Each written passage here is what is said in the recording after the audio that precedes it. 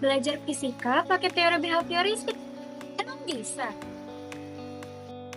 Hai, kenalin aku Firdausianingsi dari Prodi Pendidikan Fisika. Pernah gak sih kamu ngerasa belajar fisika kayak ngapalin mantra?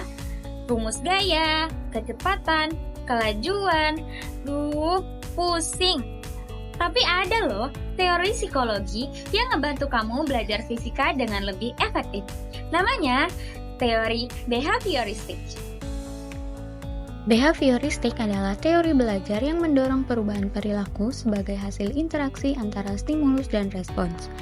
Teori ini berpendapat bahwa semua perilaku, termasuk pikiran dan perasaan, dapat dijelaskan melalui pengamatan dan pengukuran perilaku eksternal tanpa memperhatikan proses mental internal. Teori ini dikembangkan oleh tokoh-tokoh kayak Pavlov, Skinner, dan Thorndike. Intinya, perilaku kita terbentuk dari kebiasaan. Kalau sering dilatih dan dikasih reward, otak kamu bakal lebih cepat dalam mengenali dan merespon soal-soal fisika loh. Nggak percaya? Contohnya nih, kamu ngerjain soal resonansi bunyi berulang-ulang. Terus, tiap kali jawab benar, kamu dapat bintang emas, atau pujian, atau bahkan bonus nilai. Nah, itu sejalan sama teori behavioristik yang disebut penguatan positif. Pokok-pokok teori behavioristik terbagi menjadi 4. Yang pertama, stimulus dan respons. Pembelajaran terjadi saat ada stimulus dari lingkungan dan respon dari individu. Yang kedua, ada penguatan. Terbagi menjadi penguatan positif dan negatif.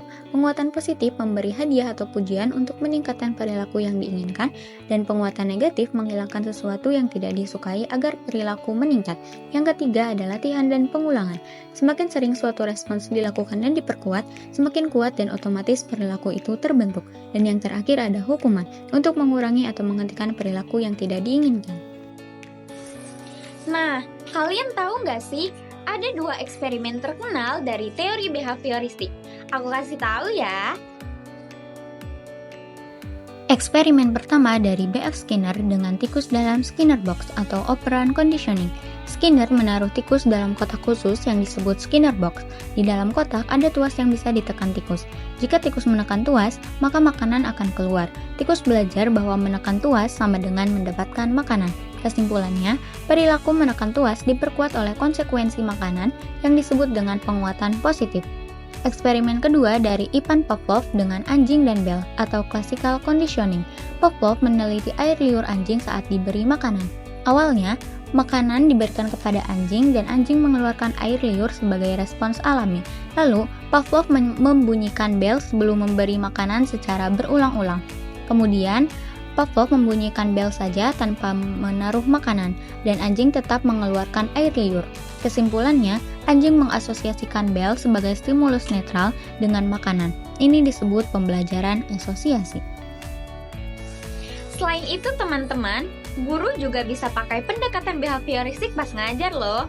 Misalnya, yang pertama, materi disusun dari yang mudah ke yang sulit. Kedua, ada kuis di tiap akhir materi. Yang ketiga, setiap jawaban benar ada suara dan animasi. Jadi, belajar fisika itu nggak selamanya ngebosenin loh. Dengan teori behavioristik, kita bisa belajar lewat latihan, pengulangan, dan respon positif. Cocok banget buat nguatin hafalan rumus dan kebiasaan berpikir logis. Mau belajar lebih seru? Gabungin teori psikologi dengan fisika dan rasakan bedanya. Sampai jumpa di video selanjutnya.